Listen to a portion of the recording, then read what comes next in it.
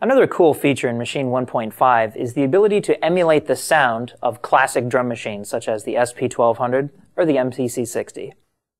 You'll notice that there's a new parameter on the Source tab that says Mode. I can select any given sound and change that mode from either Standard to Vintage.